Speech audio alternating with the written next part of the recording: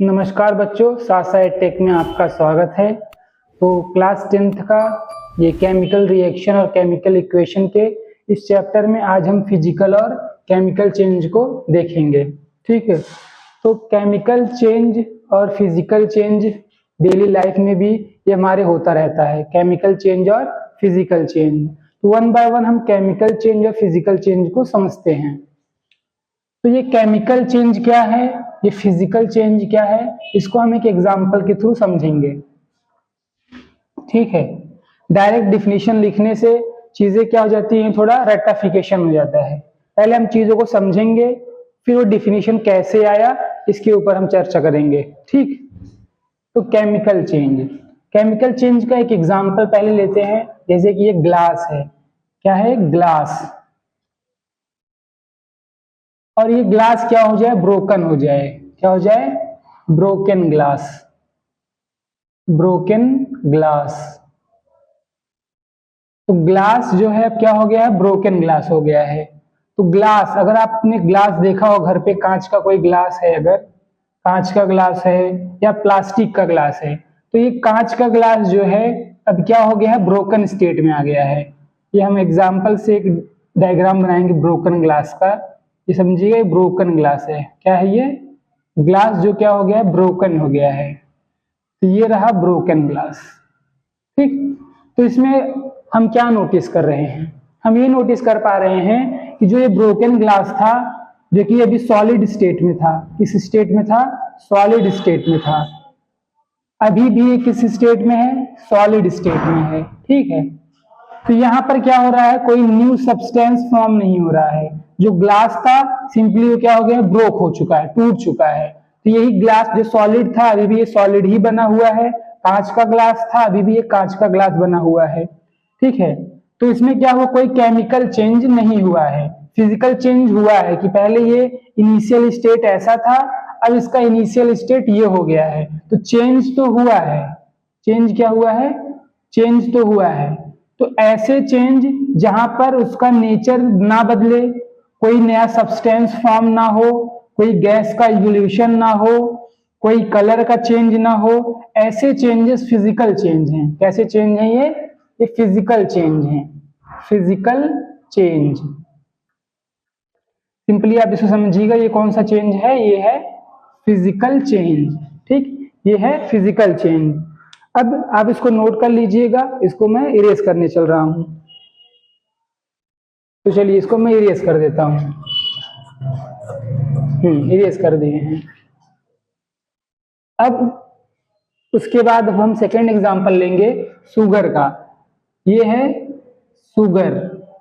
Sugar को जब हम पानी में ऐड कर देंगे H2O, ठीक है, तो फिर ये क्या बन जाएगा, ये बन जाएगा स्वीट, ये बन जाएगा sweet sugar, sweet sugar solution बन जाएगा।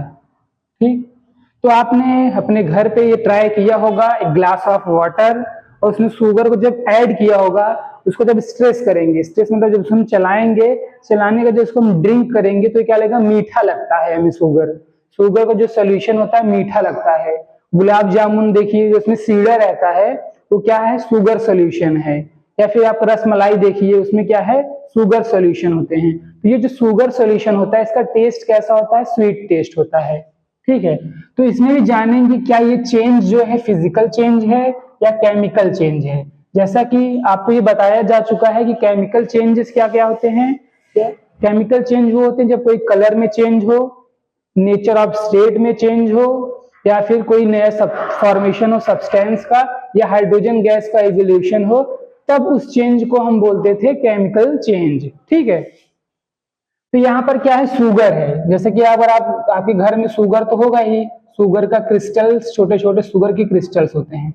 और जब इस शुगर के क्रिस्टल्स को हम जब वाटर में ऐड करेंगे, किस में ऐड करेंगे, वाटर में, H2O में जब इसको हम ऐड करेंगे ऐसे करके, और फिर उसका जब हमें ये सोल्यूशन मिल जाएगा जो कि ड्रिंकेबल होता है, तो ये सोल्यूशन जब हमें ये मिल जाएगा तो उसको हम जब ड्रिंक करेंगे तो क्या टेस्ट रहेगा, इसका स्वीट टेस्ट रहेगा।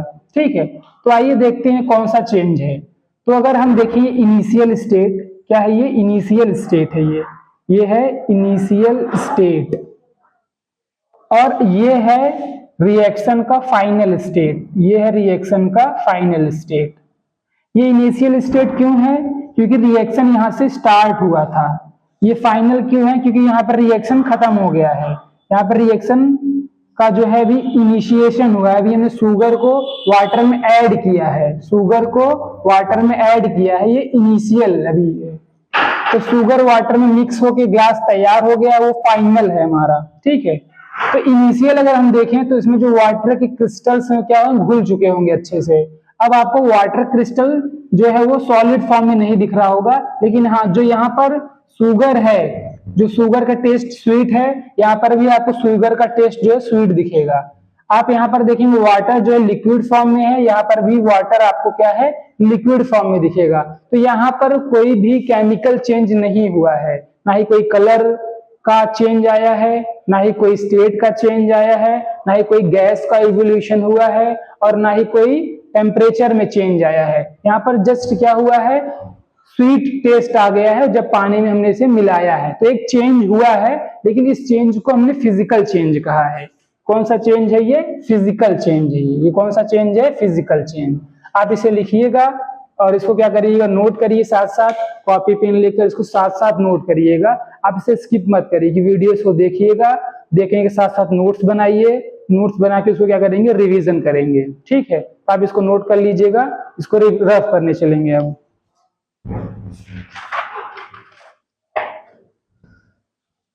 चलिए इसे रफ कर देते हैं। अब आपने इसे नोट कर लिया होगा, ठीक है। तो अब हम डिस्कस करने चलेंगे, एक एग्जांपल है रस्टिंग ऑफ आयरन। क्या है?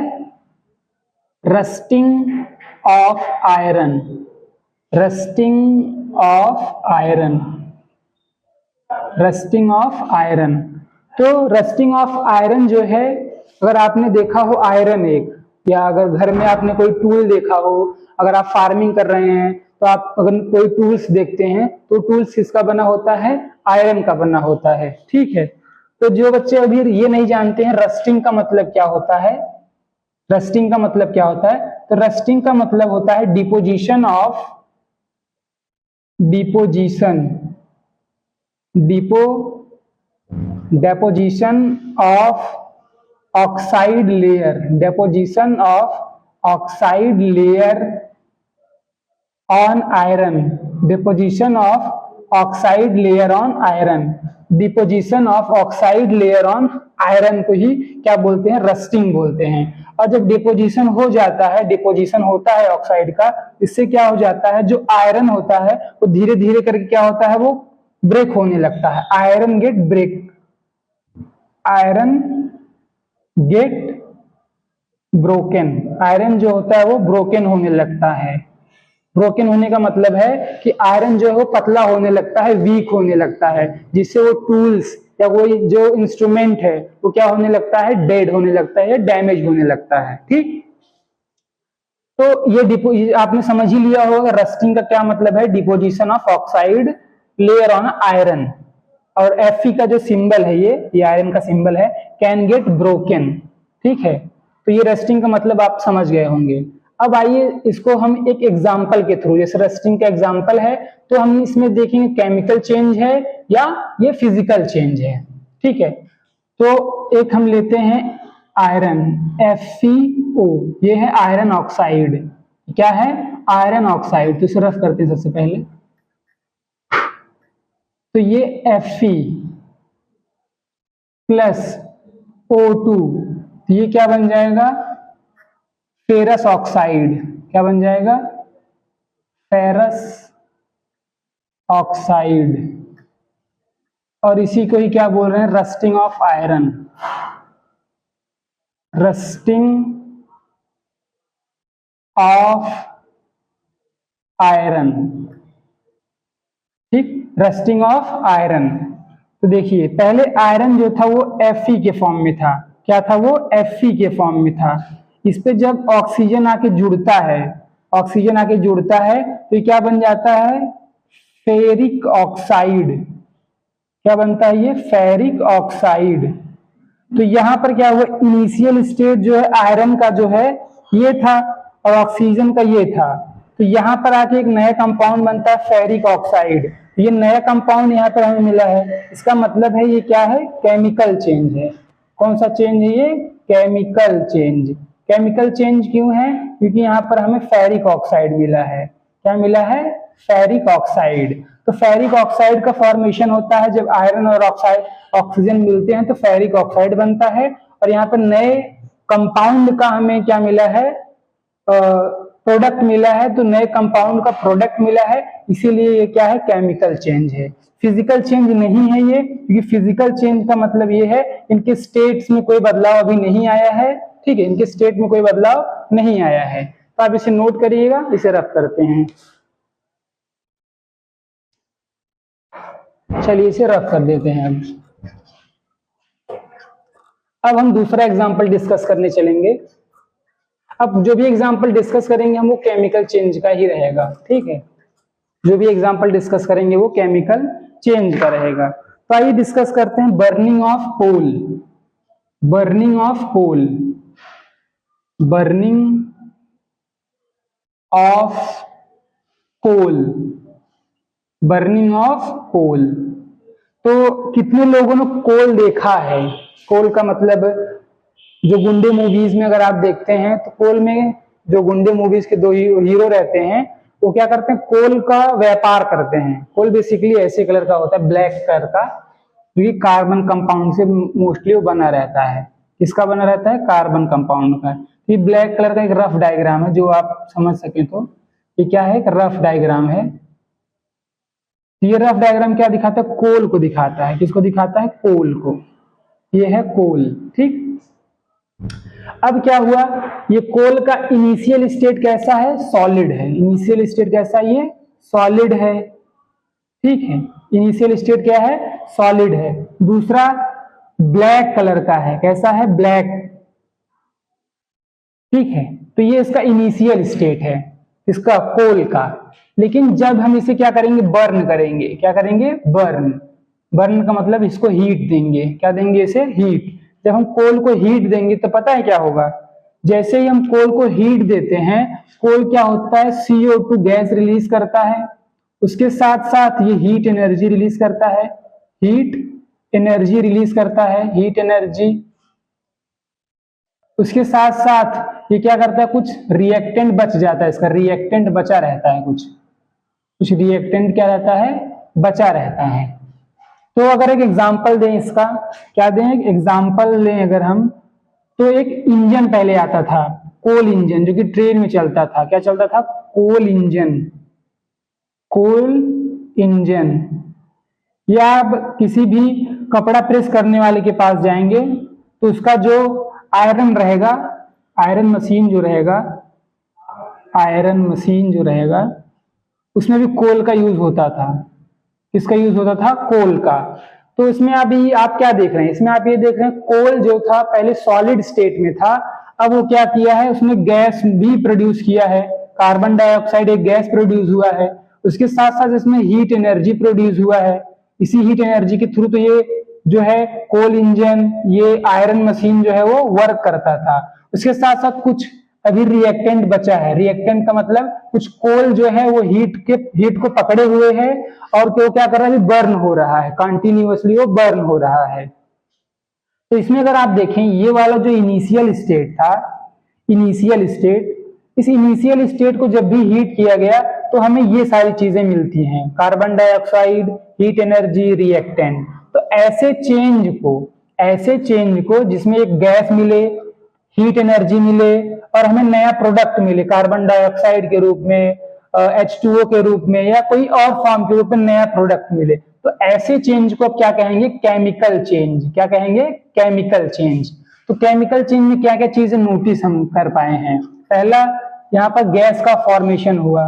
क्या हुआ, गैस का फॉर्मेशन हुआ, पहली चीज गैस फॉर्मेशन हुआ। दूसरा, हीट एनर्जी निकला। क्या निकला, हीट एनर्जी निकला। तीसरा चीज, जो गैस निकला था वो किस स्टेट में था, उसका नाम क्या था, CO2, स्टेट में नहीं था, CO2 नाम था। चौथा, अभी कुछ रिमेनिंग बचे हैं कोल, रिमेनिंग कोल क्या है, लेफ्ट है, रिमेनिंग कोल अभी क्या है, वो बचा हुआ है। तो इसमें क्या हुआ, गैस फॉर्मेशन हुआ, हीट एनर्जी निकला, CO2 गैस का इवोल्यूशन हुआ, रिमेनिंग कोल बचा है। तो ऐसे चेंज को आप क्या बोलेंगे, केमिकल चेंज। आप इसे नोट करिएगा, इसे हम रफ करने चल रहे हैं। चलिए इसको हम रफ कर देते हैं। अब एक बहुत शानदार सा टॉपिक या बहुत शानदार सा एग्जाम्पल है जो कि काफी बार एग्जाम्स में पूछा जाता है, ये CBSE के बोर्ड एग्जाम्स में। इसको आप काफी अच्छे तरीके से ध्यान से सुनिएगा। हाँ, इसमें आप सुनिएगा, सबसे पहला एग्जाम्पल है burning of wax. Burning of wax या कैसी, बर्निंग ऑफ वैक्स, या दूसरा नाम लेना चाहेंगे मेल्टिंग ऑफ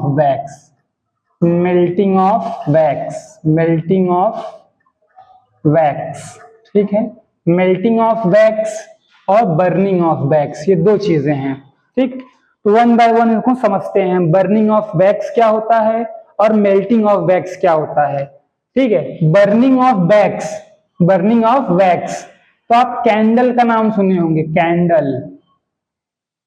ये वैक्स क्या है, ये कैंडल है। ठीक, जिसको हम बोलते हैं मोमबत्ती।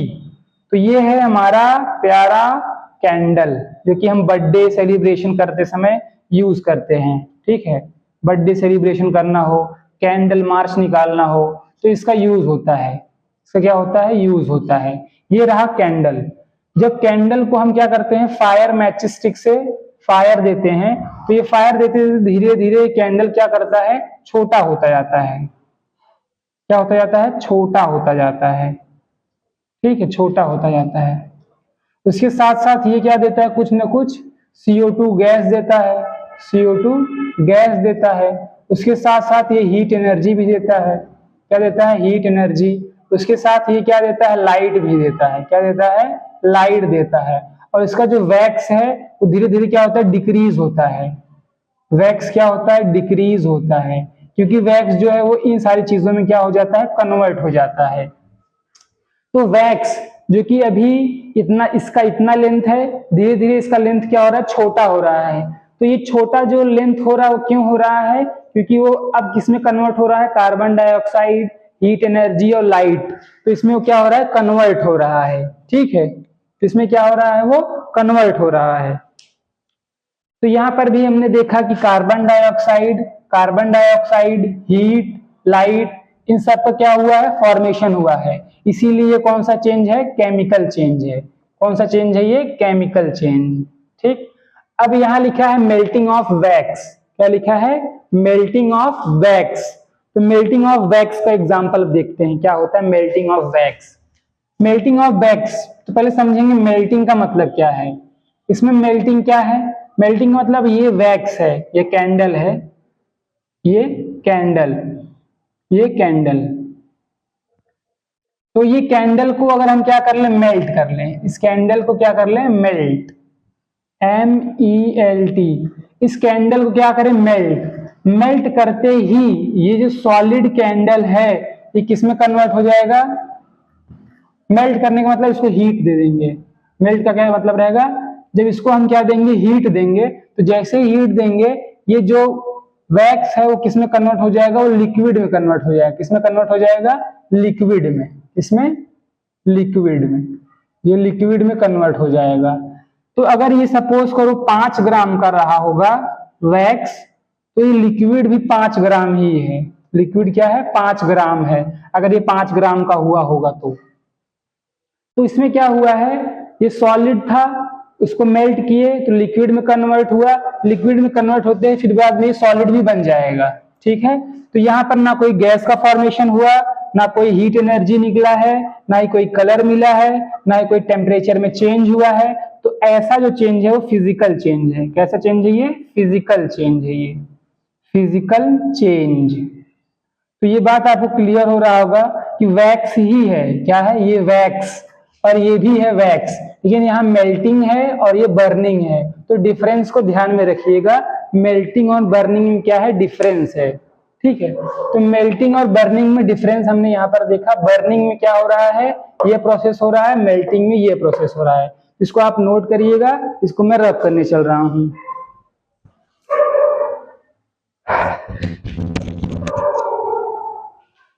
चलिए इसे रब करते हैं। अब इसको क्या कर दिया है, रब कर दिया है।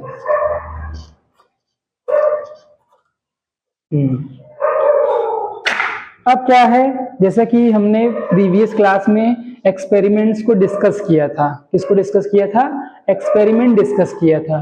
तो जब हमने एक्सपेरिमेंट डिस्कस किया था, उसमें सबसे पहला एक्सपेरिमेंट कौन सा देखा था, मैग्नीशियम रिबन का। किसका देखा था, मैग्नीशियम रिबन का। तो आइए उसको फिर से एक बार डिस्कस करते हैं, मैग्नीशियम रिबन को। तो उसमें क्या हुआ था, मैग्नीशियम रिबन, मैग्नीशियम या मैग्नीशियम, इसमें रिबन था, मैग्नीशियम रिबन था। तो ये मैग्नीशियम रिबन को जब हमने क्या किया था, बर्न किया था। जब मैग्नीशियम रिबन को बर्न किया था तो एक डार्क ब्लैक कलर का ऐश प्रोड्यूस हुआ था, जिसको बोला गया था मैग्नीशियम ऑक्साइड। मैग्नीशियम ऑक्साइड बोला गया था इसे। क्या बोला गया था इसे, मैग्नीशियम ऑक्साइड। तो ये चार एक्टिविटी जो है उसको हम पहले देखेंगे, वो केमिकल चेंज है, उसके साथ हम उनका केमिकल इक्वेशन लिखेंगे। ठीक। तो मैग्नीशियम रिबन, मैग्नीशियम रिबन जो है उसको लिखते हैं Mg से डिनोट करेंगे, क्योंकि वहां पर क्या था, मैग्नीशियम एलिमेंट था, तो इसको हमने Mg से डिनोट किया। अब उसके बाद बर्न में क्या हुआ, ऑक्सीजन का यहाँ पर एडिशन हुआ। ऑक्सीजन क्या हुआ, बर्न में हेल्पफुल था, और उसका इसको क्या दिया गया था, हीट दिया गया था। तो मैग्नीशियम ऑक्सीजन के प्रेजेंस में क्या हुआ था, बर्न हुआ था, और उसके बाद क्या प्रोड्यूस हुआ, मैग्नीशियम ऑक्साइड। इसको हम MgO से डिनोट करते हैं। तो ये एक्सपेरिमेंट, ये टॉपिक डिस्कस करने के बाद हम पढ़ेंगे एलिमेंट्स, उसके सिंबल, क्योंकि हमने एलिमेंट और उसके सिंबल का डिस्कशन स्किप कर दिया था प्रीवियस वीडियो में। और उसके बाद हम आयन और वैलेंसी कंपाउंड फॉर्मेशन, इसकी प्रैक्टिस भी आज करेंगे। ठीक है। तो ये मैग्नीशियम ऑक्सीजन के साथ रिएक्ट करता है हीट के प्रेजेंस में, तो क्या बन गया, मैग्नीशियम ऑक्साइड बन गया है। ठीक है। और ये क्या है, एक हमारा केमिकल इक्वेशन है। क्या है, केमिकल इक्वेशन। ये क्या है, केमिकल इक्वेशन है। इसको आप नोट करिए, इसे हम क्या करेंगे, रफ करेंगे। अब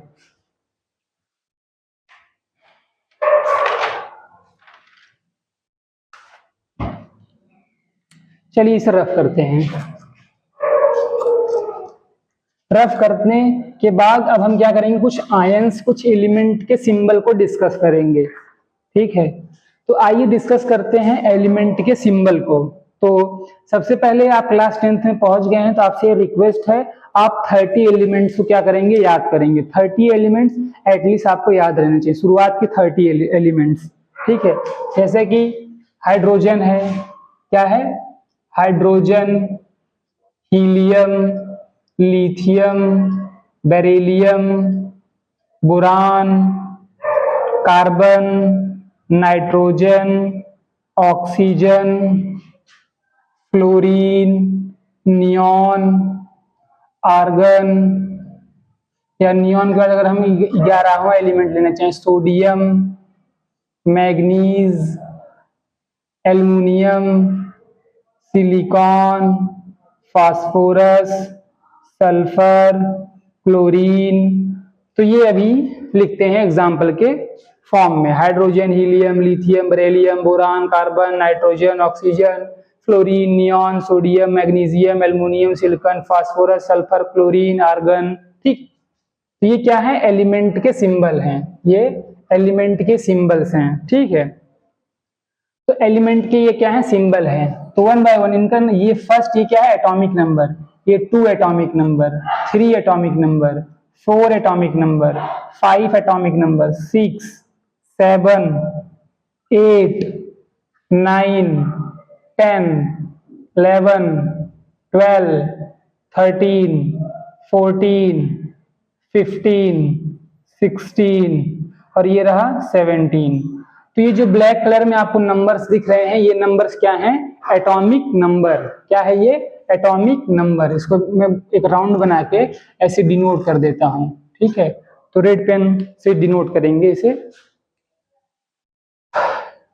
तो ये क्या है? ये है atomic number. Atomic number, atomic number, ठीक, ये है एटॉमिक नंबर। तो एटॉमिक नंबर है ये 1 2, ठीक। तो एटॉमिक नंबर्स क्या होते हैं? एटॉमिक नंबर होते हैं नंबर ऑफ इलेक्ट्रॉन्स या number of protons present in atom of an element, of an element, ठीक है। तो एटॉमिक नंबर क्या है? इलेक्ट्रॉन और प्रोटॉन का नंबर जो कि एटम ऑफ ए एलिमेंट में प्रेजेंट होता है। Electron proton number present in atom of an element.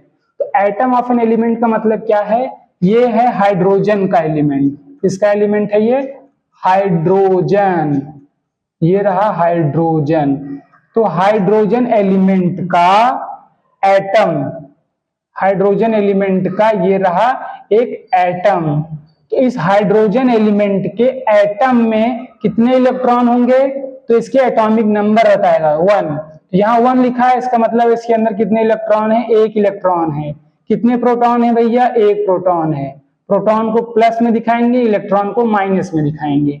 तो 1 क्या डिनोट, ये जो 1 है ये क्या समझाता है? एटॉमिक नंबर को। और एटॉमिक नंबर क्या बताता है? नंबर ऑफ इलेक्ट्रॉन और number of proton present in the atom of an element. तो आपको समझाया गया था एलिमेंट का मतलब क्या था? ये हाइड्रोजन एलिमेंट। एटम का क्या मतलब था? ये एटम। और इसमें इलेक्ट्रॉन था, ये इलेक्ट्रॉन है, ये प्रोटॉन है। वैसे ही हीलियम की बात करें अगर, तो हीलियम क्या है? हीलियम एक एलिमेंट है। अब इसके एटम में कितने इलेक्ट्रॉन होंगे? सपोज करो ये है हीलियम का एटम है। क्या है ये? हीलियम का एटम है।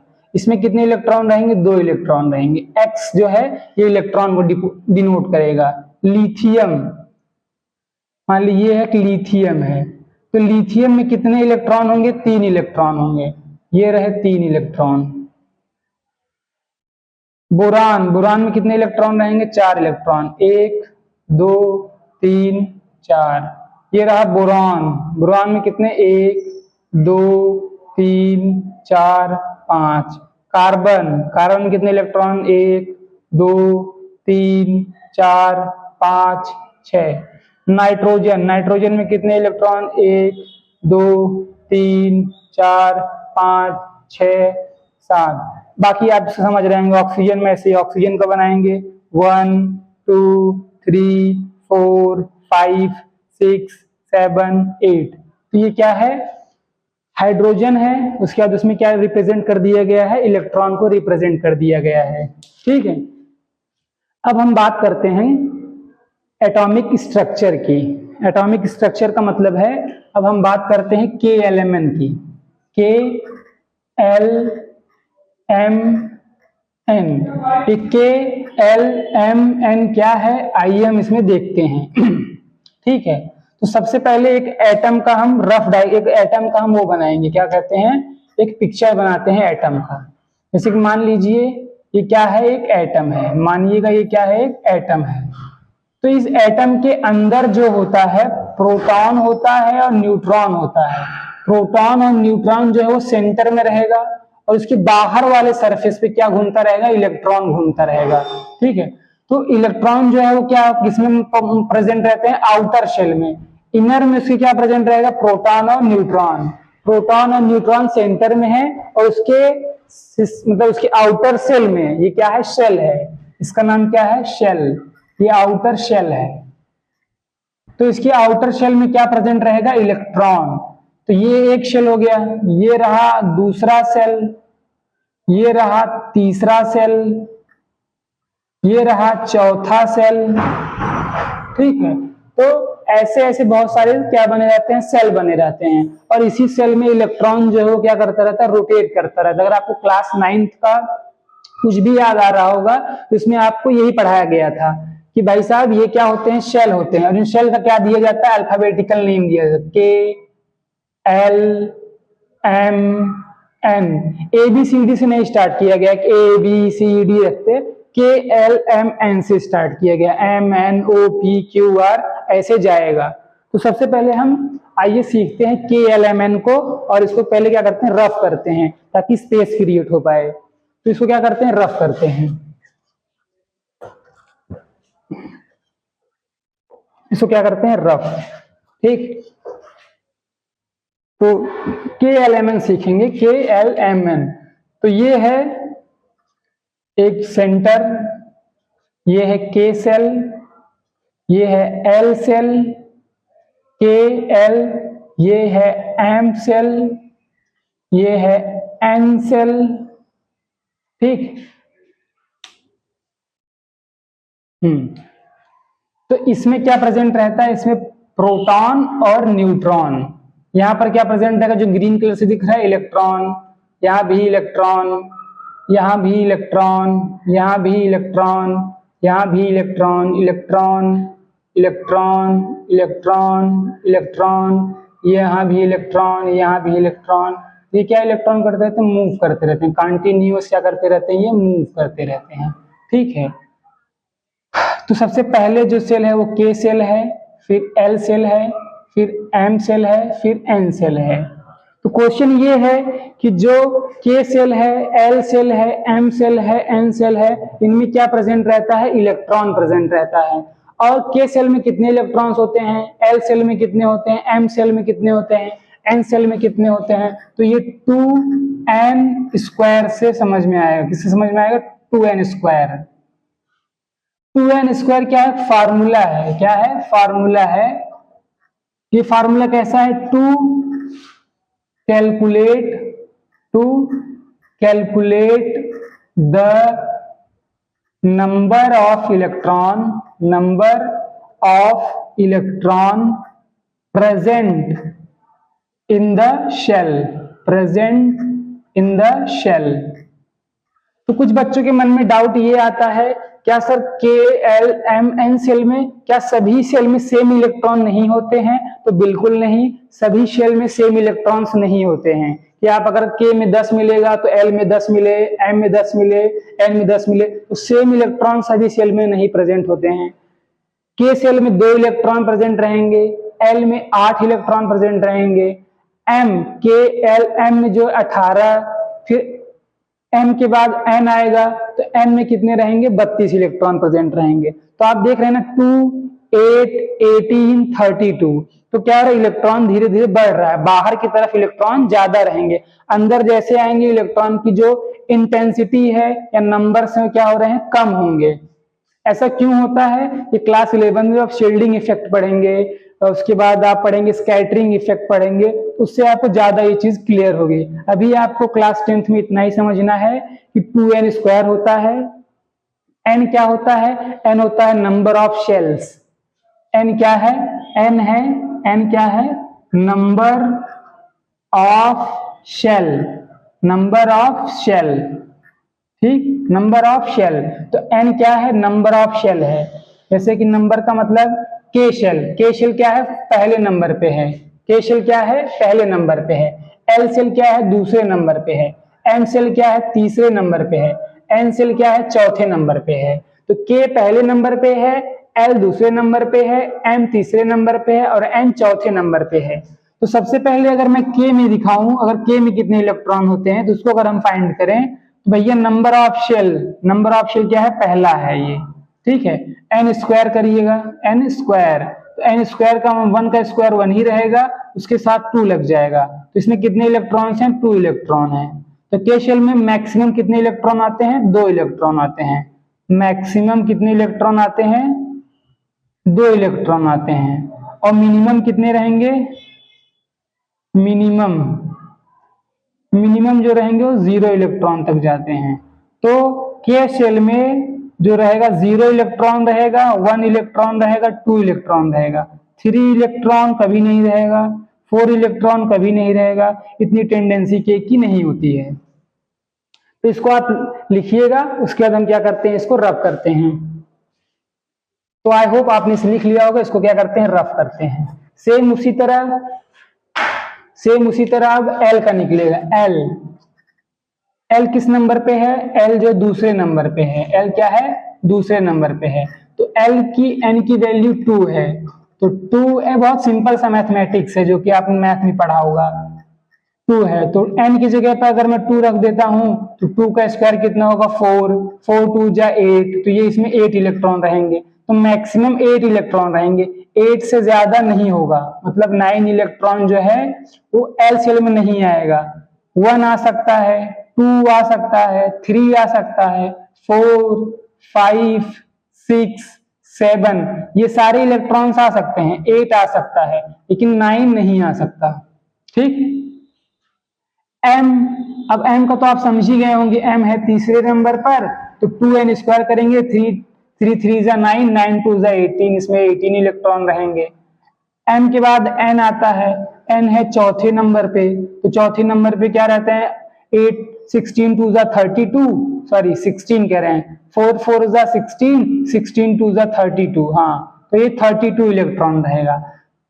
हाँ तो ये देखिएगा, 8 इलेक्ट्रॉन, 18 इलेक्ट्रॉन, 32 इलेक्ट्रॉन, और उसके साथ साथ के सेल में कितने हुए थे, 2 इलेक्ट्रॉन हुए थे। कितने इलेक्ट्रॉन हुए थे, 2 इलेक्ट्रॉन हुए थे।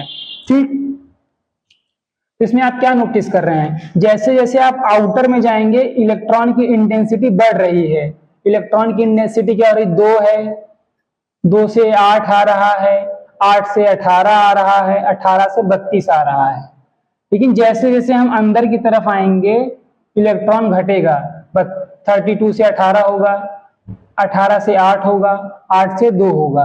तो ये क्या रहा, अंदर जैसे बाहर जाएंगे इलेक्ट्रॉन की इंटेंसिटी बढ़ रही है या नंबर बढ़ रहे हैं, और हम बाहर से अंदर की तरफ आएंगे तो इलेक्ट्रॉन की जो इंटेंसिटी है वो कम होती जाएगी। आप इसे नोटिस कर रहे होंगे। तो आज का जो ये पॉइंट था समझाने के पीछे कि के सेल में कितने इलेक्ट्रॉन है, एल में, एम में सॉरी एम में कितने इलेक्ट्रॉन्स हैं, तो इससे ये क्या होता है, प्रूव होता है। ठीक है, आप इसे लिखिएगा, मैं इरेज करने चल रहा हूं। चलिए इसे इरेज करते हैं। तो क्या कर दिए, इसे इरेज कर दिए हैं। तो ये हो गया है इरेज। अब के एल एम एन क्यों पढ़ाया गया था, उसका रीजन है कि हम क्या सीखेंगे आगे, वैलेंसी सीखेंगे और आयंस को सीखेंगे, इसीलिए के एल एम एन क्या था, इंपॉर्टेंट था। चलिए फिर से ये नाम लिखते हैं, hydrogen, helium, lithium, beryllium, boron, carbon, nitrogen, oxygen, fluorine. अब यहां लिखते हैं के एल एम और एन। ठीक, चलिए तो भैया ये है हाइड्रोजन, ये रहा हाइड्रोजन का एक शेल, ये रहा हाइड्रोजन का एक शेल। तो जैसा कि बताया गया था, इसका एटॉमिक नंबर 1 है, इसका एटॉमिक नंबर 2 है, atomic number 3, atomic number 4, atomic number 5, atomic number 6, 7, 8, 9। ठीक, तो ये 1 है, 1 में कितने इलेक्ट्रॉन्स होते हैं, 1 इलेक्ट्रॉन होते हैं। ठीक है, तो हाइड्रोजन में कितने इलेक्ट्रॉन रहेंगे, 1 इलेक्ट्रॉन। तो सबसे पहले हम जो है के शेल का स्टार्ट करेंगे फील करना। तो के शेल के सबसे पहले वाले में 1 इलेक्ट्रॉन है, ये इलेक्ट्रॉन है, तो 1 इलेक्ट्रॉन। एल सेल खाली रहेगा, एल सेल खाली रहेगा क्योंकि एक ही इलेक्ट्रॉन था जो कि के में आ गया। जब तक के में 2 इलेक्ट्रॉन नहीं हो जाते तब तक एल एम एन ये खाली रहेगा। अब आते हैं हीलियम पे, तो हीलियम के पास 2 इलेक्ट्रॉन है। तो बताइए 2 इलेक्ट्रॉन है हीलियम के पास, हीलियम के पास कितने इलेक्ट्रॉन है, हीलियम के पास है 2 इलेक्ट्रॉन। तो ये मान लीजिए 2 सेल बन गया। तो क्या 2 इलेक्ट्रॉन जो है वो एल में जाएगा, बिल्कुल नहीं। सबसे पहले 1 इलेक्ट्रॉन गया के में, फिर दूसरा इलेक्ट्रॉन गया के में। ठीक है, तो दोनों इलेक्ट्रॉन कहां चले गए, के में चले गए। तो इसको के में कितने गए, 2 इलेक्ट्रॉन। एल में 0 है, एम में 0 है, एन में 0 है। ठीक, अब आते हैं लिथियम के पास। तो ये के शेल, सॉरी ये के शेल हो गया, ये एल शेल हो गया। ठीक, तो लिथियम है, सबसे पहले 1 इलेक्ट्रॉन, 2 इलेक्ट्रॉन और ये 3 इलेक्ट्रॉन। क्या के शेल में 3 इलेक्ट्रॉन आ सकता है? बिल्कुल नहीं आ सकता। के में 3 इलेक्ट्रॉन आएगा ही नहीं। के में मैक्सिमम से मैक्सिमम 2 इलेक्ट्रॉन आएंगे, के में 3 इलेक्ट्रॉन नहीं आएंगे। तो 2 इलेक्ट्रॉन के में देंगे, बचा हुआ 1 इलेक्ट्रॉन कहाँ देंगे? एल शेल में देंगे। किसमें देंगे? एल शेल में। तो यहां से रफ करते हैं और इलेक्ट्रॉन को जो है हम किसमें देंगे? के शेल में देंगे। तो के शेल में 2 इलेक्ट्रॉन आ गया, एल शेल में 1 इलेक्ट्रॉन आ गया। अब हम बात करते हैं बेरिलियम की। तो बेरिलियम भी के शेल और एल शेल, इसमें भी 4 है, सो जल्दी करते हैं। 2 इलेक्ट्रॉन दे दिया के में, बचा हुआ 2 इलेक्ट्रॉन एल में चला गया। फिर बोरान आ गया, तो बोरान के लिए ये के शेल, ये क्या हो गया? L shell. बोरान में 5 है, 1 2 3 4 5। अब आ गया कार्बन, ये 1 और ये 2।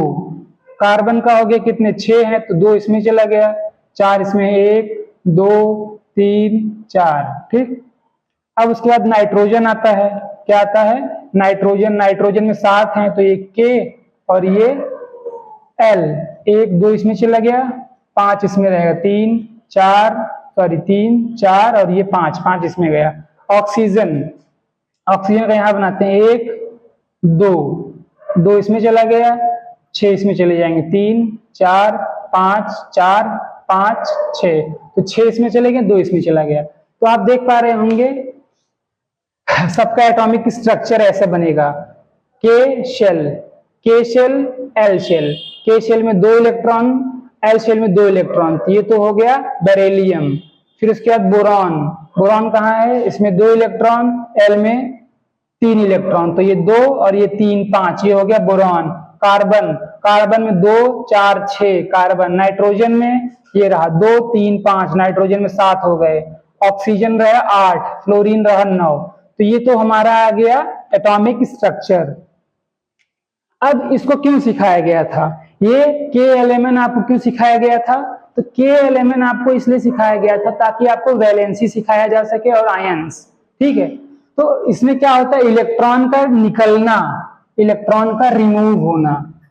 चेंज करते हैं मार्कर को। इलेक्ट्रॉन का रिमूव होना, जैसे कि आपको बताया गया था ना, इलेक्ट्रॉन रिमूव होगा तो भाई साहब उसमें आ जाएगा पॉजिटिव चार्ज, और इलेक्ट्रॉन का एडिशन, इलेक्ट्रॉन का एडिशन अगर होगा तो वहां पर आ जाएगा नेगेटिव चार्ज। ठीक है, ये आप बात हुई थी। तो ये पॉजिटिव चार्ज आ गया तो इसको बोलेंगे कैटायन। क्या बोलेंगे? कैटायन। नेगेटिव चार्ज आ गया, इसको बोल देंगे एनायन। तो ये एनायन, ये कैटायन। ठीक है, तो ये तो हो गया हमारा एक मोटा मोटा हिस्सा।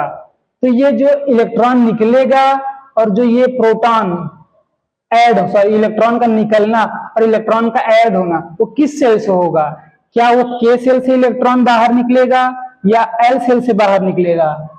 तो सबसे पहले आपको बता दी, इलेक्ट्रॉन जो है वो बाहर निकलेगा, वो आउटर मोस्ट सेल से निकलेगा। तो आउटर मोस्ट सेल यहाँ पर इन सारे एग्जाम्पल्स में आउटर मोस्ट सेल कौन सा है? L shell. इसमें भी क्या है? L shell. इसमें भी आउटर मोस्ट है एल, इसमें भी आउटर मोस्ट है एल, इसमें भी आउटर मोस्ट एल है, इसमें भी आउटर मोस्ट एल है। तो यहाँ पर सारे भी क्या है? आउटर मोस्ट सेल है एल। तो इलेक्ट्रॉन जो है वो एल सेल से बाहर निकलेंगे। और उसके बाद क्या है कि एडिशन किस में होंगे? तो एडिशन भी किस सेल में होंगे? एल सेल में एडिशन होगा। ठीक है, तो इसको आप नोट करिएगा। इसको हम क्या करेंगे? रफ करेंगे। चलिए इसे रफ करते हैं। तो आप अच्छे से लिख रहे होंगे और चीजों को नोट करते हुए चलिएगा।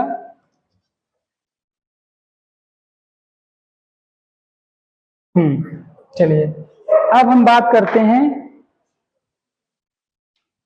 आयंस की बात तो हो चुकी है, अब हम बात करेंगे वैलेंसी की। किसकी बात करेंगे? वैलेंसी की। फिर उसके बाद हम देखेंगे फॉर्मेशन ऑफ कंपाउंड, जो कि काफी इंपॉर्टेंट है। ठीक है, तो सबसे पहले हम कुछ एग्जाम्पल्स लिखते हैं। क्या लिखेंगे? कुछ एग्जाम्पल्स लिखेंगे और उसमें हम वैलेंसी की बात करेंगे। ये है सोडियम। ये क्या है? सोडियम। आपने इसका नाम सुना होगा, सोडियम। सोडियम आपने क्या नाम इसका सुना होगा? सोडियम। इसको सिंबॉलिकली एन से रिप्रेजेंट करते हैं। किससे रिप्रेजेंट करते हैं? एन से। ठीक है, इसको एन से नहीं, एन ए से रिप्रेजेंट करते हैं। उसके बाद आता है पोटेशियम। पोटेशियम, पोटेशियम किससे रिप्रेजेंट करते हैं? के से। पोटेशियम आ गया के। उसके बाद आ गया सिल्वर।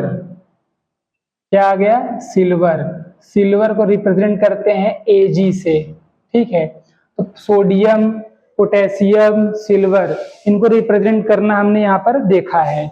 उसके बाद आ गया कॉपर। क्या आ गया? कॉपर। ये सारी चीजें आपको देखना है। उसके बाद एल्यूमिनियम।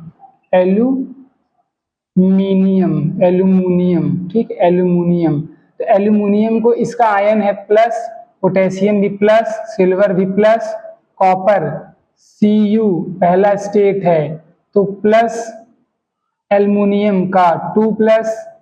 ठीक है, सोडियम के बाद मैग्नीशियम रहेगा, यहाँ से इरेज करते हैं। ये मैग्नीशियम है। ये क्या है? मैग्नीशियम।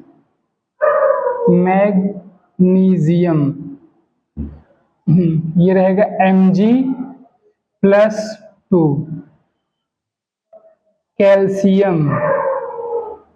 कैल्शियम कैसा रहेगा? Ca+2। कॉपर कैसे रहेगा? सेकंड स्टेट है इसका, तो Cu2 का है +2। इसको आप नोट करिए। चलिए, अब इसके बाद हम कुछ और भी एग्जाम्पल लिखेंगे आयंस का। जैसे ये है हाइड्राइड, ब्रोमाइड,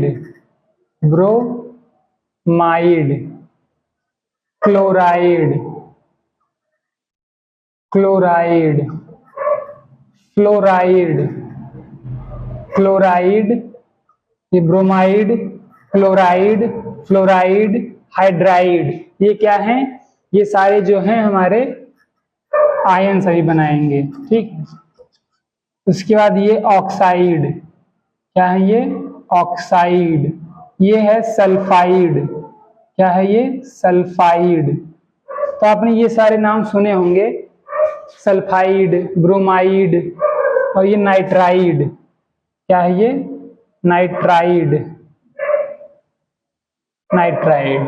हाइड्राइड को लिखते हैं H- से, bromide Br-, chloride Cl-, fluoride Fi-, oxide O2-, sulphide S2-, यहाँ 2 रहेगा,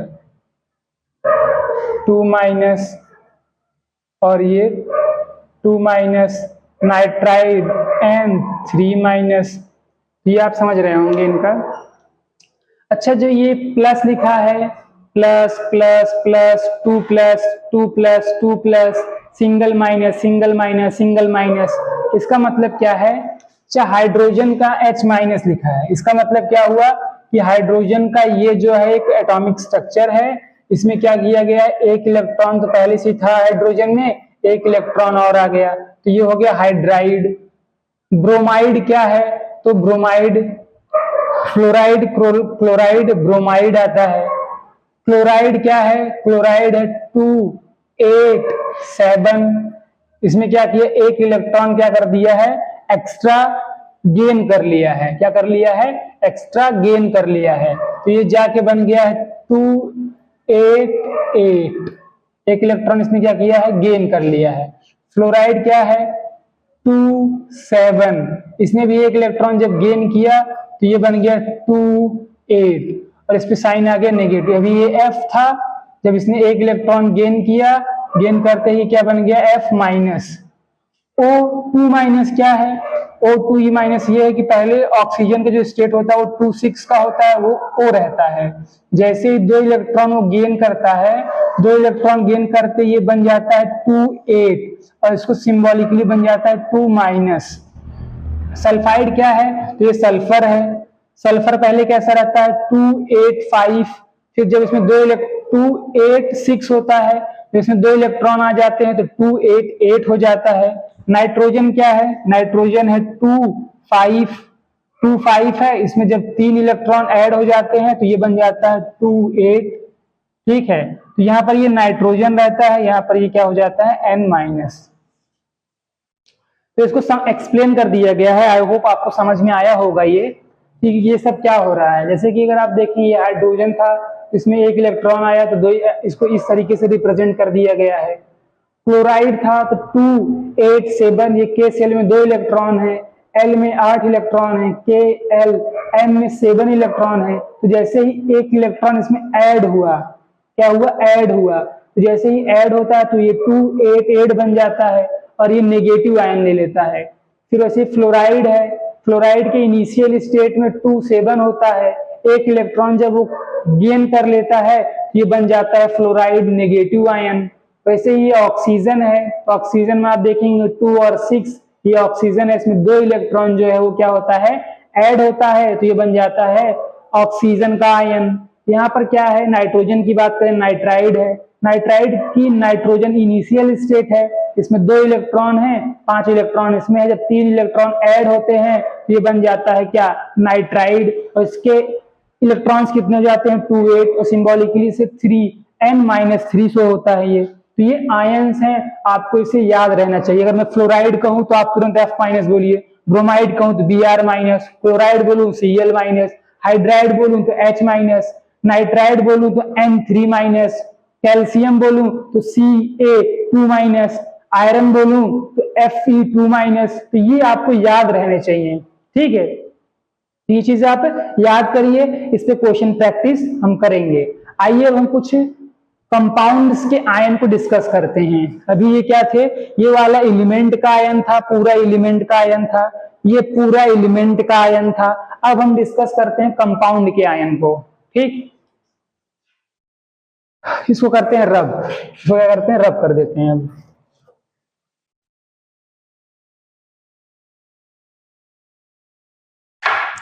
तो कंपाउंड का आयन है, सबसे पहला कंपाउंड है अमोनियम। क्या है? अमोनियम।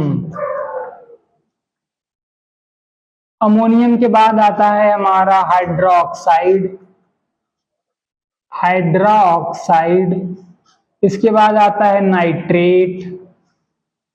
क्या आता है? नाइट्रेट। इसके बाद आता है hydrogen carbonate, hydrogen carbonate, hydrogen carbonate. Hydrogen carbonate के बाद क्या आता है? हाइड्रोजन कार्बोनेट के बाद आता है हमारा कार्बोनेट। क्या आता है? कार्बोनेट। कार्बोनेट के बाद क्या आता है? सल्फाइड। सल्फाइड के बाद आता है सल्फेट। आपको सीक्वेंस में याद करना है तो अच्छी बात है, अलग अलग याद करना है अच्छी बात है, आपके ऊपर है। फिर उसके बाद सबसे लास्ट में आता है फॉस्फेट। क्या आता है? फॉस्फेट। ये तो हो गए कंपाउंड के नेम। अब हम सिंबल्स की बात करेंगे वन बाय वन। अमोनियम को क्या लिखते हैं? NH4 plus, NH4 plus. Hydroxide को OH माइनस। नाइट्राइड को लिखते हैं NO3 माइनस। हाइड्रोजन कार्बोनेट को लिखते हैं HO3 माइनस। कार्बोनेट को लिखते हैं CO3 2 माइनस। सल्फाइड को लिखते हैं SO3 2 माइनस। सल्फेट को लिखते हैं SO4 2 माइनस। फॉस्फेट को लिखते हैं PO4 3 माइनस। तो आइए पहले इसको फिर से दोबारा डिस्कस करते हैं। तो सबसे पहले ये अमोनिया है, क्या है अमोनिया, अमोनिया है NH4+, ये क्या है hydroxide OH minus, nitrate NO3 minus, hydrogen carbonate HCO3 minus, carbonate CO3 2 minus, sulphide SO3 2 minus, sulphate SO4 2 minus, phosphate PO4 3 minus. तो ये चीजें आपको एकदम साफ साफ क्लियर हो रही होंगी। तो इसको अब हम थोड़ा सा और डिस्कस करते हैं। चलिए, अमोनिया है NH4+, इसका क्या मतलब हुआ भाई, ये कंपाउंड है। कंपाउंड क्यों है, पहला एटम नाइट्रोजन, दूसरा एटम हाइड्रोजन, तो नाइट्रोजन मीन्स एक नाइट्रोजन है, हाइड्रोजन कितने हैं, 4 हैं, 4 हाइड्रोजन है, एक नाइट्रोजन है, साफ साफ बात हो गई 5 एटम। 5 एटम अगर सेम होते तो एलिमेंट बोल दिया गया था, लेकिन यहाँ पर 5 एटम है, 2 एटम डिफरेंट है, एक नाइट्रोजन है एक हाइड्रोजन है, नाइट्रोजन और हाइड्रोजन अलग है, मतलब ये कंपाउंड है। उसके बाद हाइड्रोक्साइड, हाइड्रोक्साइड में आपको दिख रहा है ऑक्सीजन है और हाइड्रोजन है, ऑक्सीजन अलग हाइड्रोजन अलग, तो क्या बन गया ये हाइड्रोक्साइड, बिल्कुल सही, ये बन गया कंपाउंड। ये है नाइट्रेट, क्या है ये नाइट्रेट, नाइट्रेट में नाइट्रोजन है ऑक्सीजन है, 2 कंपाउंड है, 2 एटम आ गया, दोनों एटम डिफरेंट मतलब कंपाउंड। ये है एक एटम हाइड्रोजन, दूसरा carbon oxygen, hydrogen carbon oxygen, इसका मतलब ये 3 एटम है, तीनों डिफरेंट है, इसका मतलब ये कंपाउंड है। कार्बोनेट 2 एटम दिख रहे हैं, दोनों डिफरेंट, ये है क्या कंपाउंड। ये से आप भी इसको देखिए कंपाउंड कंपाउंड और कंपाउंड। तो फाइनली ये सारे किसके एग्जांपल्स हैं, कंपाउंड आयन के एग्जांपल हैं। ये बात क्लियर हो रही होगी, तो कंपाउंड आयन के क्या है एग्जांपल्स हैं, ठीक है। अब इसमें वैलेंसी क्या है, तो वैलेंसी है उस पर लगा हुआ चार्ज, वैलेंसी क्या है चार्ज, जिस पे चार्ज आपको दिख रहा है वही क्या है वैलेंसी है, वही क्या है वैलेंसी है। और वैलेंसी क्या करेगा, वैलेंसी आपको कंपाउंड फॉर्मेशन में हेल्प करेगा, किसमें हेल्प करेगा, कंपाउंड फॉर्मेशन में हेल्प करेगा भैया, कंपाउंड फॉर्मेशन। तो कंपाउंड फॉर्मेशन में वैलेंसी जो है आपके लिए काफी बेनिफिट रहेगा। बेनिफिट का मतलब है कि वैलेंसी अगर याद है तो कंपाउंड बनेगा, वैलेंसी याद नहीं है तो कंपाउंड नहीं बनेगा। तो साफ साफ बात है, कंपाउंड के आयंस को याद करना है, रिवाइज करना है, तब तो आप कंपाउंड फॉर्मेशन कर पाएंगे, अदरवाइज कंपाउंड फॉर्मेशन नहीं होगा। बात साफ करिए इसमें, ठीक है। तो अब अगर नहीं याद होता तो बहुत चिंता करने की बात नहीं है, याद हो जाएगा, लिखते लिखते प्रैक्टिस करते करते चीजें याद हो जाएंगी, बहुत ज्यादा उस पर स्ट्रेस नहीं करना है। चलिए, तो ये अमोनिया है, हाइड्रोक्साइड, नाइट्रेट, आप समझिए इसे। वैलेंसी क्या है, वैलेंसी इससे प्रेजेंट चार्ज है, इस पे कितने चार्ज प्रेजेंट है 1, इस पे कितने चार्ज प्रेजेंट है 1। आपको ये ध्यान नहीं देना पॉजिटिव नेगेटिव चार्ज, सिर्फ चार्ज को काउंट करना है, किसको काउंट करना है, चार्ज को। ये क्या है, इस पे कितने चार्ज है, 1 चार्ज है, इस पे कितने चार्ज है, 1 चार्ज है, इस पे 2 चार्ज है, इस पे 2 चार्ज है, इस पे 2 चार्ज है, इस पे 3 चार्ज है। तो आप देखेंगे वैलेंसी 1 है, वैलेंसी 2 है, वैलेंसी 3 है, ठीक है। मैक्सिमम 3 वैलेंसी अभी कंपाउंड की वैलेंसी देखने को मिला है। कितने, ये वैलेंसी 1, इसकी वैलेंसी 1, इसकी वैलेंसी 1, इसकी 1, इसकी 2, इसकी 2, इसकी 2, इसकी 3। ये वैलेंसी क्लियर हो गया ना, वेरी गुड।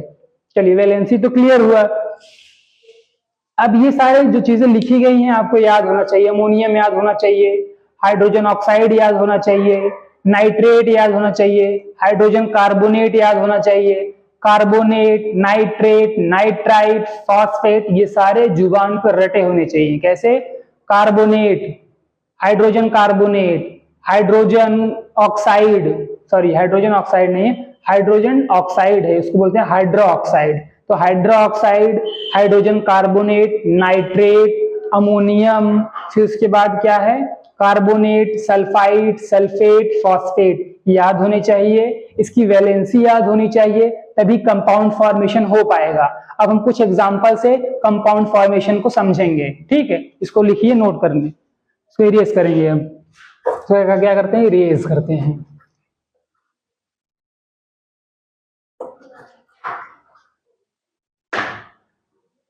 हाँ, तो सबसे पहले कुछ एग्जांपल्स लिखते हैं जिसमें हम ये समझेंगे कंपाउंड फॉर्मेशन होता क्या है। क्या लिखेंगे? सबसे पहले कुछ एग्जांपल्स लिखेंगे, उसमें ये समझेंगे कंपाउंड फॉर्मेशन कैसे होता है।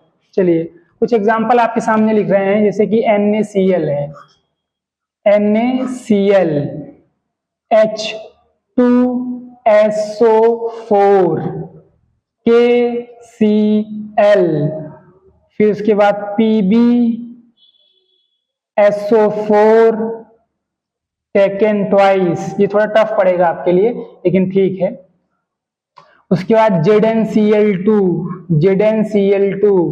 HCl, H2SO4, Cl2, F2I2। ठीक है, चलो तो ये NaCl है। क्या है? NaCl। तो NaCl में अगर आप देख रहे होंगे बड़े खूबसूरती से, तो लिखा है सोडियम क्लोराइड। क्या लिखा है? Sodium chloride. अच्छा, तो भैया सोडियम क्लोराइड क्या है? एक कंपाउंड है। क्या है? कंपाउंड है। चलिए सर ये कंपाउंड है, आगे बताइए। अब कंपाउंड है तो क्या हुआ? तो कंपाउंड है तो ये जो समझेंगे कंपाउंड ये बना कैसे। तो सबसे पहले इसमें क्या है? एक सोडियम है। इसको थोड़ा रफ करते हैं ताकि स्पेस हो, उसके बाद में डिस्कस करेंगे। ठीक है, सोडियम क्लोराइड, इसको क्या बोलते हैं? Sodium chloride.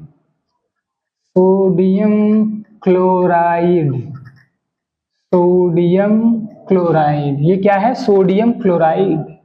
ठीक, तो सोडियम क्लोराइड, इसका अगर हम K-Lmn वाला लिखें तो ये सोडियम आता है, एटॉमिक नंबर इसका 11 है, क्लोराइड का एटॉमिक नंबर 17 है। सोडियम को लिखेंगे 281, क्लोराइड को लिखेंगे 287। इसका अगर हम देखें तो इसका है Na+, इसका आउटर मोस्ट इलेक्ट्रॉन निकलेगा। अब ये आउटर मोस्ट इलेक्ट्रॉन निकल के इसमें आ जाएगा, तो इसके पास एक ही इलेक्ट्रॉन लेगा, ये बन जाएगा Cl-। तो ये Na+ का मतलब क्या हुआ? Na+ का मतलब हुआ कि जो सोडियम एटम है इसमें से एक इलेक्ट्रॉन निकलता है, एक इलेक्ट्रॉन निकला। Cl- क्या है? Cl- ये है कि जो एक इलेक्ट्रॉन निकला वो कहाँ गया? वो Cl- में गया। तो भैया जब इलेक्ट्रॉन निकला तो ये बन गया पॉजिटिव चार्ज। क्लोरीन एटम ने इसको एक इलेक्ट्रॉन को अपने शरण जगह दी, जगह देते ही ये बन गया नेगेटिव चार्ज। पॉजिटिव चार्ज वाला बोला जाएगा कैटायन, नेगेटिव चार्ज वाला बोला जाएगा एनायन। नोट करिएगा, पढ़ने में मजा आ रहा होगा तो। ठीक है, cation, anion, sodium ion, chloride ion, Na+, Cl-, sodium chloride, ये रहा। ओके, ठीक है। तो ये तो आपने देखा कि भैया 281, 287, इसमें एक इलेक्ट्रॉन निकला, एक इलेक्ट्रॉन इसमें चला गया। अब Cl- के पास कितना बचा इलेक्ट्रॉन? 288, ये है Cl- के पास इलेक्ट्रॉनिक कॉन्फ़िगरेशन। सोडियम के पास क्या कॉन्फ़िगरेशन है? 28 की, तो ये सोडियम का इलेक्ट्रॉनिक कॉन्फ़िगरेशन आ गया, ये Cl- का इलेक्ट्रॉनिक कॉन्फ़िगरेशन आ गया। Na+ 281, Cl- 288, तो ये समझ रहे होंगे आप। इसमें देखेंगे 281 जो है ये क्या कर दिया? ये नियॉन के पास चला गया है, नियॉन क्या हो गया? ये स्टेबल हो गया है। 288 ये किसके पास चला गया है? अपनी नियरेस्ट नोबल गैस के पास। और क्लोरीन का नियरेस्ट नोबल गैस कौन सा है? Fluorine, neon, argon. क्या है? आर्गन। ये बात आपको क्लियर हो रहा होगा। तो यहाँ पर क्या हुआ है? यहाँ पर एक कंपाउंड फॉर्मेशन हुआ है। इसका फॉर्मेशन हुआ है कंपाउंड का फॉर्मेशन, NaCl का। एन सोडियम ने अपना एक इलेक्ट्रॉन क्लोरीन को दिया, क्लोरीन ने इसे एक्सेप्ट किया, एक्सेप्ट करने करते दोनों क्या बन गए? फ्रेंड बन गए। फ्रेंड बनते कह दिए भैया हम बन गए NaCl कंपाउंड। बात हो गई साफ, इसको करेंगे इरेज, आप लिख लीजिए इसे तब तक। तो सोडियम क्लोराइड के इस कथा को हम यही करेंगे साफ। तो साफ करते करते हमने कथा को कर दिया क्लोज। अब हम बात करेंगे H2SO4 की। तो H2SO4 जो है कंपाउंड है। क्या है? H2SO4 कंपाउंड है। बात साफ हुई? बहुत सही। तो H2SO4 कंपाउंड है, तो H2SO4 में आप साफ साफ देख रहे हैं 2 हाइड्रोजन है, बिल्कुल है। SO4 में 4 है, 4 किसके पास है? ऑक्सीजन के पास है, बिल्कुल सही। तो H2SO4 तो भैया सल्फेट के पास होता है 2 चार्ज, SO4 2-, ये है सल्फेट। क्या है ये क्या है? ये सल्फेट है। हमने प्रीवियस वाले में याद किया हो कंपाउंड में, तो ये क्या है? सल्फेट है, SO4 2-। फिर उसके बाद H2 है। क्या है? H2 है, सॉरी, अगर H2 नहीं तो इसको हम हाइड्रोजन ही लिखते हैं। क्या है ये? हाइड्रोजन है, ठीक है, हाइड्रोजन है। तो भैया ये H2SO4 2 है और ये H प्लस है। क्या है ये? H plus. ये क्या है? हाइड्राइड है। ये क्या है? ये क्या है? ये सल्फ्यूरिक एसिड, इसको क्या बोलते हैं? Sulphate, hydrogen sulphate. तो SO4 2-, H+2, इसको अगर हमको क्या बनाना है? कंपाउंड बनाना है, तो सबसे पहले वैलेंसी लिखेंगे। इसकी वैलेंसी क्या है? 2 है। इसकी वैलेंसी क्या है? 1 है। और इनको क्या करेंगे? क्रॉस मल्टीप्लाई नहीं, क्रॉस लगा देंगे। इसका वाला वैलेंसी इसके पास आ जाएगा, इसकी वैलेंसी इसके पास आ जाएगी।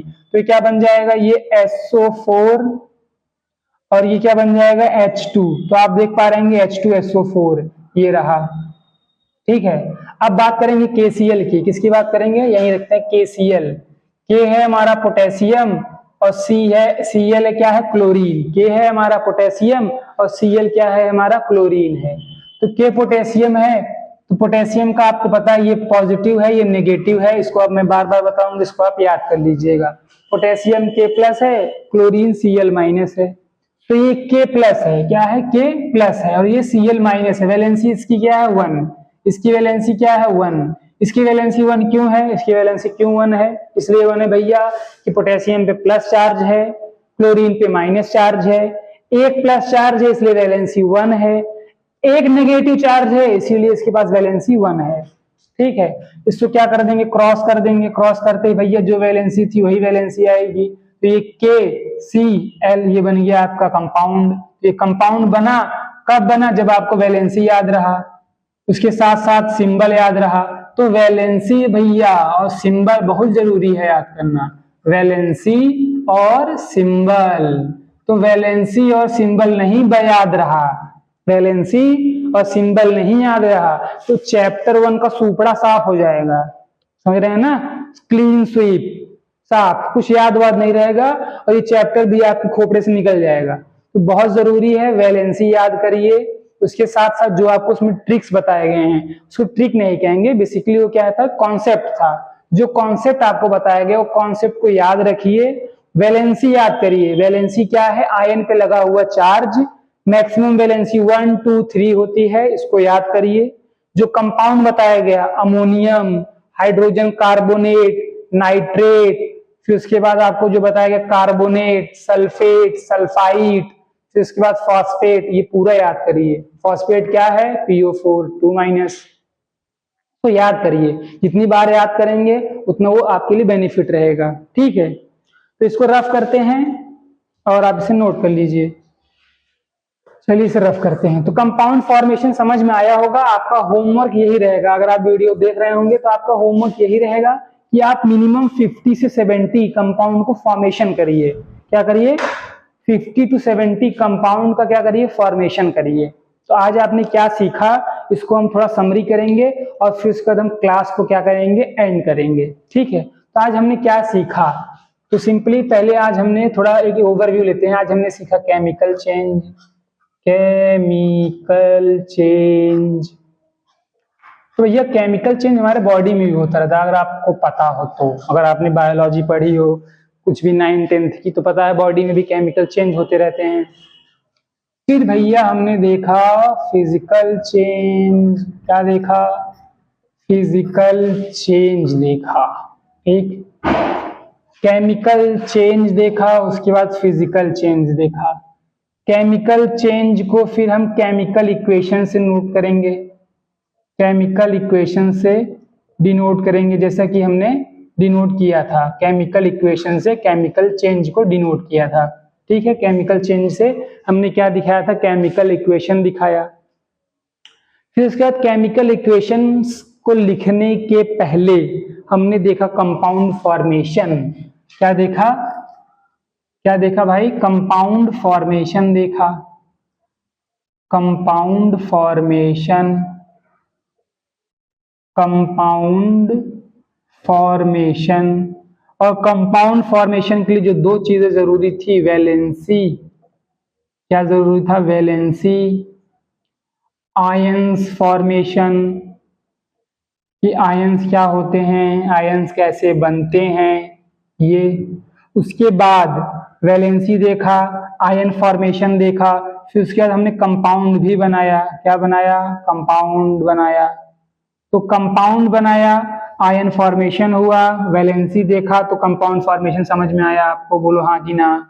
फिर केमिकल इक्वेशन, बोलो हाँ कि ना। फिर केमिकल चेंज हमारा कंप्लीट होता है।